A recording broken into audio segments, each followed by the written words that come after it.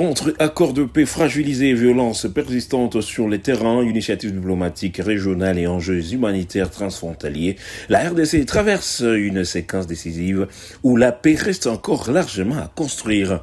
L'actualité de ce 6 janvier 2025, mesdames et messieurs, en RDC est marquée par des fortes tensions autour des processus de paix et de la situation sécuritaire dans l'est du pays. Alors que le baromètre des accords de paix en Afrique dresse un bilan préoccupant de la mise en œuvre de l'accord de paix de Washington, évoquant une aggravation des combats et des retards dans les engagements sécuritaires. Le président Félix Tshisekedi a multiplié les consultations diplomatiques, notamment en Luanda, pour relancer les efforts régionaux des médiations. Restez jusqu'à la fin pour l'essentiel et veuillez vous abonner à Youbi Media officiel. Activez la cloche de notification pour ne rien rater.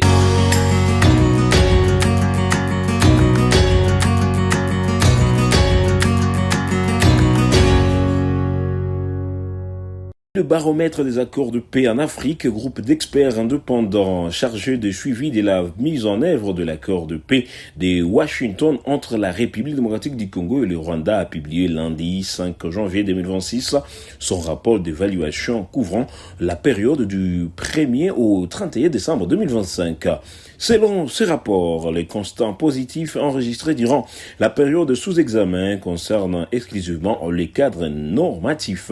Il s'agit notamment de l'enterrement le 4 décembre 2025 par le président congolais et rwandais de la signature de l'accord de paix de Washington du 27 juin 2025, ainsi que de la signature le même jour de plusieurs accords bilatéraux à caractère économique et sécuritaire dans les cadres d'intégration économique et régionale entre la RDC et les Rwanda. Le rapport relève également l'adoption le 19 décembre 2025 par les conseils de sécurité des Nations Unies de la résolution 2808-2025 prorogeant le mandat de la MONUSCO, renforçant certaines de ses prérogatives en matière de surveillance et de vérification de cessez-le-feu et appelant les deux États à mettre en œuvre des bonnes foi leurs obligations découlant de l'accord de paix de Washington. En revanche, les rapports indiquent que les principaux défis observés portent sur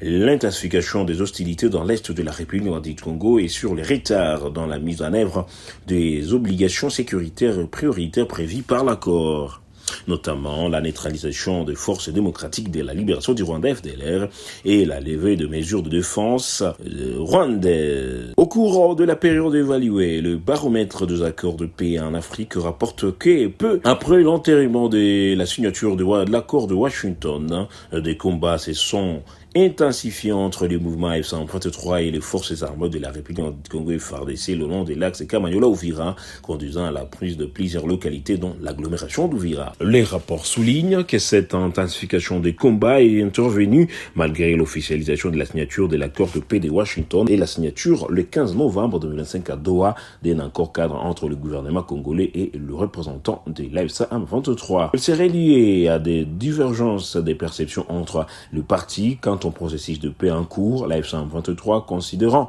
que c'est différent avec Kinshasa relève du seul processus de Doha, tandis que le Rwanda ne se considère pas directement concerné par les engagements issus de ces cadres. Par ailleurs, le rapport note que malgré une campagne de sensibilisation menée par le FARDC pour encourager les éléments de FDLR à déposer les armes, ces derniers ont exprimé leur intention de maintenir leur position.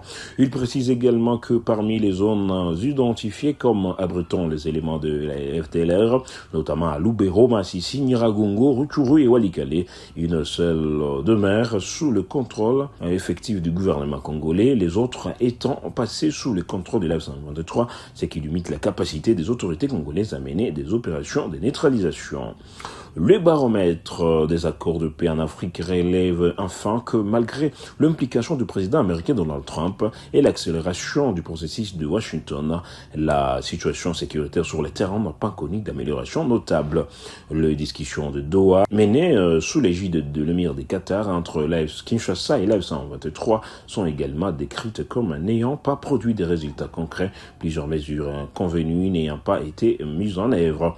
Le rapport mentionne également que les dialogues nationaux sollicités par plusieurs acteurs sociopolitiques n'ont pas encore été convoqués. Revenons sur Angola. Le président de la République démocratique du Congo, Félix Antoine Tshisekedi, a effectué lundi 15 janvier une brève visite de travail à Luanda, en Angola, où il s'est entretenu avec son homologue Joao Lourenço, également président en exercice de l'Union africaine, ont indiqué de sources concordantes. Selon ces sources, les échanges entre les deux chefs d'État ont porté essentiellement sur la situation sécuritaire dans l'est de la RDC, marquée par une recrudescence de violences armées. À cette occasion, le chef de l'État congolais a clarifié et qualifié la situation de guerre imposée d'après le même source. Cette rencontre intervient au lendemain de l'enterrement des accords de Washington entre Kinshasa et Kigali, en présence du président américain Donald Trump, dans un contexte où les combats se sont intensifiés dans l'est du pays. Le président Tshisekedi s'était déjà rendu à Luanda le 14 décembre dernier pour une autre visite de travail. À travers ce nouveau déplacement, il aurait cherché, selon certaines sources, à relancer le processus de Luanda, une initiative diplomatique conduite sous l'égide congolaise et visant à restaurer la paix dans l'est de la RDC. D'autres sources, dont les sources présidentielles, indiquent que cette visite visait également à renforcer les efforts de médiation régionale face à la persistance de violences dans les provinces du Kivu, notamment celles impliquant le mouvement AFC M23. Revenons à Kinshasa et au Congo, à l'occasion de la journée nationale des martyrs de l'indépendance, célébrée le 4 janvier, la 32e région militaire de FARDC basée à Bunia, en Ituri, a appelé la population à soutenir les efforts de paix dans le Nord Kivu et en Ituri. Les autorités militaires ont rappelé que les violences persistantes dans ces provinces ont causé de nombreuses pertes en vies humaines, assimilées aujourd'hui à des martyrs. Prenant la parole, le colonel Emmanuel Libandi, coordonnateur de la réserve armée de la défense et président du comité d'organisation, s'est félicité des progrès sécuritaires enregistrés depuis 6 mois, notamment dans les territoires de Tchougou. Il a attribué ces avancées aux opérations militaires et au dialogue communautaire malgré la persistance de menaces liées à la milice CRP de Thomas Lubanga et à la circulation d'armes illégales. Le FARDC ont réaffirmé leur engagement à poursuivre des opérations en vue de restaurer une paix durable et ont appelé les citoyens à s'impliquer à l'image des martyrs de l'indépendance. La cérémonie a réuni de leaders religieux, des responsables étatiques, des représentants de la société civile. L'activité devrait être étendue à d'autres territoires de la province de l'Ituri. Et au Burundi, des milliers de réfugiés congolais vivant dans les camps des Rumongue et des Gatumba ont été relocalisés par le gouvernement burundais vers le camp des Ruigi, situé à environ 60 km au nord de Bujumbura.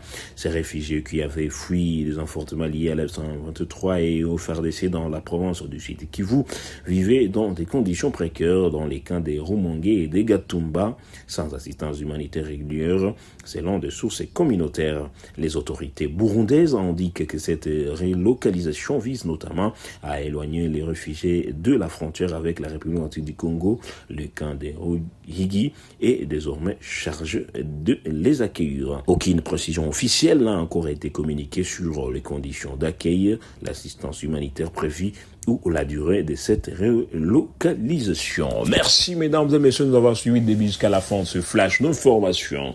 Vous avez été nombreuses et nombreux à nous suivre. Veuillez vous abonner massivement, activer la cloche de notification pour ne rien rater. Et quant à nous, nous vous donnons rendez-vous à la prochaine.